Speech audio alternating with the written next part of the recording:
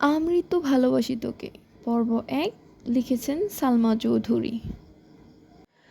৭ বছর পর বাড়ি ফিরেছে খান বংশের বড় ছেলে সাজ্জাদুল খান আবির। বাড়ি ফিরছে বললে ভুল হবে, বিদেশ থেকে দেশে ফিরছে আবির। এই ৭ বছরে বাড়িতে ঘটে গেছে অনেক ঘটনা, যার সাথে সশরীরে যুক্ত নেই আবির, তবে আত্মিকভাবে প্রতিটা ঘটনায় জড়িয়ে আছে সে। আবিরের বাবা চাচা ৩ জন। আবিরের বাবা সবার বড়, নাম আলী আহমদ খান। তানবীরের বাবা মেজো, নাম মোজাম্মেল খান। ছোট চাচ্চুর নাম ইকবাল খান। আবার আবির তার বাবা মায়ের একমাত্র ছেলে। মেজো চাচা মানে মোজাম্মেল খানের এক ছেলে এক মেয়ে। ছেলের নাম তানবীর খান, মেয়ের নাম মাহাদিবা খান মেঘ। ছোট চাচার এক ছেলে এক মেয়ে, মিম আর আদি। এখনও তারা এলাকার যৌথ পরিবারগুলোর মধ্যে শ্রেষ্ঠ। বাড়ির সকলের প্রাণ যেন এক সুতোয় বাঁধা। ৫ ভাই বোনদের মধ্যে আবির সকলের চোখের মণি। আবিরের জন্মের পর তার মা বাবা আর দ্বিতীয় কোনো সন্তান নেওয়ার চিন্তা করেননি। এসএসসি পর্যন্ত সে বাড়িতেই ছিল সবার নয়নের মণি। আবিরের চাঞ্চল্যে মেতে থাকতো খানবাড়ি। আচমকা যেন পরিবেশটা পাল্টে গিয়েছিল। ১৮ বছর বয়সে আবিরের হঠাৎ করে স্কলারশিপে বিদেশে পড়তে যাওয়া। বাড়ির সকলের সাথে শারীরিকভাবে যেমন দূরত্ব বেড়েছিল, তেমনি দূরত্ব বেড়েছে মানসিকতার। ৭ বছর পূর্বের আবিরের সাথে বর্তমান আবিরের আকাশ পাতাল পার্থক্য। দেখেও যেন চেনার উপায় নেই। ৬ ফুট লম্বা ছেলেটা, গায়ের রং শ্যামলা, গাল ভর্তি ছাপদাড়ি, চুলের স্টাইল কোনো নায়কের থেকে কম না। তার ফ্যাশন আর লুকে যে কোনো মেয়ে এক দেখাতেই প্রেমে পড়তে বাধ্য। প্লেনে বসে আবির অবলীলায় ভেবে যাচ্ছে অতীতের ফেলে আসা স্মৃতিগুলো। সেই চাঞ্চল্যকর মুহূর্তগুলো এখন শুধুই স্মৃতির পাতায়। মাখে রেখে এসেছিল সেই যৌবনের প্রথম দিকে, যখন তার বয়স ছিল ১৮। সেই সময়ে মাই ছিল তার একমাত্র বন্ধু। আজ সে ২৪ বছরের যুবক। এতগুলো বছরের একটা দিনও বাদ যায়নি যে মায়ের সাথে ফোনে কথা বলেনি সে। বাড়ির সকলের সাথে মোটামুটি কথা বলার চেষ্টা করেছে। ছোটবেলার স্মৃতিগুলো ভাবতে ভাবতে নিজের দেশে পৌঁছে গিয়েছে আবির। এয়ারপোর্টে আবিরের বাবা আলী আহমদ খান আর তানবীর দাঁড়িয়ে আছে। তানবীর সম্পর্কে তার চাচাতো ভাই আর বয়সে ২ বছরের ছোট, কিন্তু দুজনে বেস্ট ফ্রেন্ড আর কলিজার বন্ধু। তানবীর আবিরকে দেখেই দৌড়ে এসে জড়িয়ে ধরল। এই ৭ বছরে একবারের জন্য বাড়ি ফেরেননি আবির, তবে প্রতিনিয়ত কথা হয় আবির তানবীরের। আবির তার আব্বুকে সালাম করে জড়িয়ে ধরে। তারপর বাড়ি ফিরে ৩ জন। বাড়িতে যেন হই হই রই রই ব্যাপার। হবে নাই বা কেন? বাড়ির ছেলে এত বছর পর বাড়ি ফিরেছে। রান্নাঘরে বাহারি রকমের রান্নার ধুম পড়েছেন মা চাচিদের।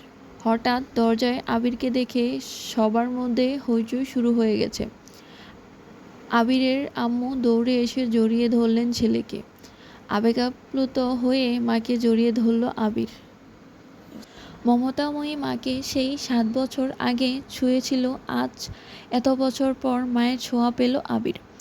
মা চাচিদের সালাম করল। সোফায় বসিয়ে ছেলেকে একের পর এক শরবত নাস্তা দিতে ব্যস্ত সবাই। এরই মধ্যেই উদয় হলো মিম আর আদির। মিমের বয়স ১৪ বছর আর ছোট ভাই আদির বয়স মাত্র ১০ বছর। আদি এই বাড়ির সবচেয়ে ছোট।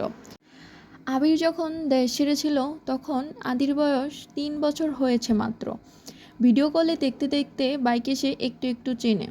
দৌড়ে এসে জড়িয়ে ধরেছে সে ভাইকে। আবিরও জড়িয়ে ধরেছে আদিকে। মিম ও আবিরের পাশে বসেছে। খোশগল্প চলছে সবাই মিলে। আদি জিজ্ঞেস করছে, ভাইয়া আমার জন্য কি এনেছ? আবির যেই না উঠতে যাবে মা চাচিরা উঠতে দিচ্ছে না। আগে শরবত খাবি, তারপর উঠবি। আবির তানবীরের দিকে তাকিয়ে বলল, ওই লাকেজটা নিয়ে আয় তো। তানবীর একটা লাকেজ টান দিতে যাবে। আবির আচমকা বসা থেকে দাঁড়িয়ে ওইটাতে ছবি না। তানভীর সহ বাড়ির সকলেই যেন অবাক হয়ে গেল। আবির আবার ঠান্ডা মাথায় বলল, পাশের লাগেজটা নিয়ে আয়। তানভীরও তার কথা মতো লাগেজ নিয়ে এলো। লাগেজ খুলে যে যার মতো জিনিস বের করছে আর জিজ্ঞেস করছে, ওইটা কার, এটা কার? আবির শরবত খেতে খেতে উত্তর করছে, আদির জন্য বিদেশি দামি দামি খেলনা, মিমের জন্য ড্রেস, কসমেটিক বক্স, মা কাকিদের জন্য অনেক গিফট, তানবীরের জন্য মোবাইল, একটা ল্যাপটপ, অন্যান্য গিফট আলাদা আরেকটা ল্যাপটপ আছে। মিম জিজ্ঞেস করছে, ভাইয়া এই ল্যাপটপটা কি তোমার? আবির উত্তর দেয় না, না এটা মেঘের। হালিমা খান জিজ্ঞেস করলেন, মেঘের ল্যাপটপ কি দরকার বাবা? আবির, ওর তো এইচএসসি পরীক্ষা শেষ, সামনে অ্যাডমিশন টেস্ট আছে, অনেক কিছু জানার বা পড়ার দরকার আছে, মোবাইল দেখে পড়ার থেকে ল্যাপটপে সুবিধা হবে, তাই নিয়ে আসলাম। মিম, আমার জন্য নিয়ে আসতে একটা। আবির অবলীলায় হেসে উত্তর দেয়, তোর 18 বছর বয়স হলে তোকেও কিনে দেব, চিন্তা করিস না। মিম খুশিতে গদগদ হয়ে বলল, ধন্যবাদ ভাইয়া। বাড়ির হইচই শব্দ শুনে ঘর থেকে বের হলেন ছোট চাচা ইকবাল খান। আবির চাচুকে দেখেই সালাম করতে চায়। চাচু বাধা দিয়ে জড়িয়ে ধরেন বাতিজাকে। ইকবাল খান বাড়ির সকলের দিকে এক পলক তাকিয়ে নরম স্বরে বললেন, এতদিনে এই বাড়িটা পরিপূর্ণ হলো। ইকবাল খানের জন্য আনা উপহার আবির নিজ হাতেই চাচুকে দিল। বাকিদের জিনিসগুলোও একটা একটা করে দিল আবির। মেজু চাচু মানে মোজাম্মেল খান বাসায় নেই, তাই ওনার জন্য আনা গিফট যত্ন করে রেখে দিল আবির। লাগেজে পড়ে আছে একটা বক্স, যেটা র্যাপিং পেপারে মোড়ানো, আর একটা শপিং ব্যাগ। আদি জিজ্ঞেস করছে, ভাইয়া ওইটা কার? আবির ল্যাপটপের পাশে বক্স আর শপিং ব্যাগটা রেখে উত্তর করলো, এগুলো ম্যাককে দিয়ে দিও, আমি রুমে যাচ্ছি। ইকবাল খান এক পলক সবার দিকে তাকিয়ে জিজ্ঞেস করলো, ম্যাক কোথায়? হালিমা খান উত্তর দিলেন, ও তো কোচিংয়ে গেছে, এতক্ষণে তো চলে আসার কথা। আবির বাকি দুইটা লাগেজ নিয়ে উঠতে চাচ্ছিল, হঠাৎ পেছন ফিরে মায়ের দিকে তাকিয়ে প্রশ্ন করলো, আমি কোন রুমে থাকবো?